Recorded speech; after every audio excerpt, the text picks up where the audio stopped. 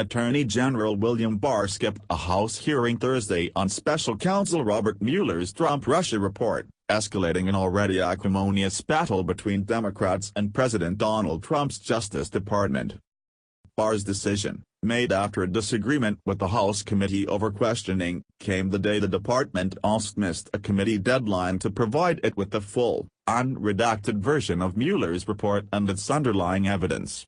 In all, it's likely to prompt a vote on holding Barr in contempt and possibly the issuance of subpoenas, bringing House Democrats and the Trump administration closer to a prolonged battle in court.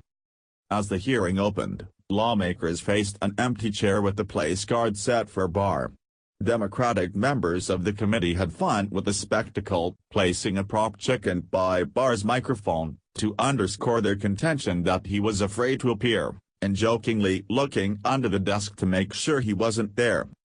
Committee Chairman Gerald Nadler of New York said that if Barr doesn't provide the committee with the information it demands and the respect that it deserves, Mr. Barr's moment of accountability will come soon enough. Republicans were not amused by the antics or Nadler's tough talk. The reason Bill Barr isn't here today is because the Democrats decided they didn't want him here today, said the top Republican on the panel, Georgia Representative Doug Collins. Nadler and the Democrats had demanded that staff attorneys in addition to lawmakers be allowed to question Barr. Barr said he wouldn't attend under that condition. As Barr refused to testify, Democrats sought to speak to Mueller himself. Nadler said the panel hoped the special counsel would appear before the committee on May 15 and the panel was firming up the date. The Attorney General's cancellation meant he would avoid another round of sharp questioning after testifying Wednesday before the Senate Judiciary Committee. Democrats on the panel contended that Barr was protecting Trump after he assessed Mueller's report on his own and declared there wasn't enough evidence that the president had committed obstruction of justice. Mueller didn't charge Trump with obstruction but wrote that he couldn't exonerate him, either. The standoff with the Justice Department is one of several fights House Democrats are waging with the Trump administration. Trump has vowed to fight all of the subpoenas as multiple committees have sought to speak with administration officials or obtain documents relevant to his policies and finances. Democrats have signaled they won't back down and will take the steps necessary, including in court, to get the White House to comply. House Speaker Nancy Pelosi has said she's not interested in impeachment, for the moment. But she told the Associated Press on Wednesday that the threat of impeachment is always there. Nadler and the Justice Department traded barbs Wednesday shortly after Barr informed lawmakers of his decision on the hearing, with Nadler saying the Attorney General was trying to blackmail the committee by setting his own terms. Also weighing in on the matter of who would ask questions was Trump.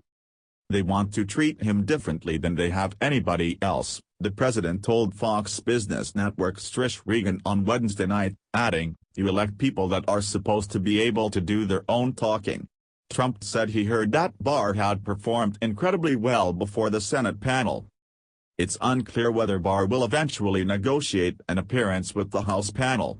Nadler said he would not issue a subpoena for Barr's appearance on Thursday but would first focus on getting the full Mueller report, likely including a vote holding Barr in contempt of Congress. While a contempt vote would make a strong statement, it is unlikely to force the Justice Department to hand over the report.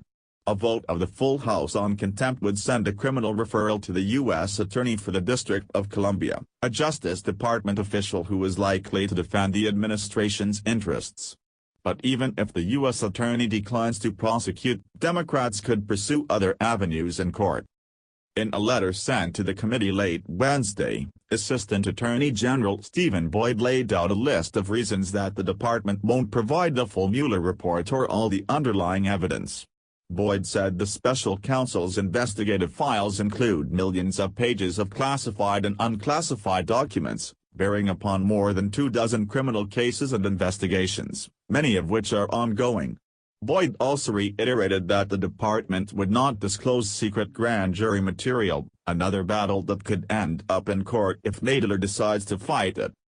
The Justice Department has already made a less redacted version of the report available for a small number of lawmakers, including Nadler and Pelosi. but Democrats have so far declined to read it, saying they want the entire report released to a wider audience. Republicans objected to Nadler's demands and say the staff questioning is unnecessary. They argue that Democrats are trying to have impeachment hearings without going through the official process of impeachment. Chairman Nadler sabotaged his own hearing, Collins said.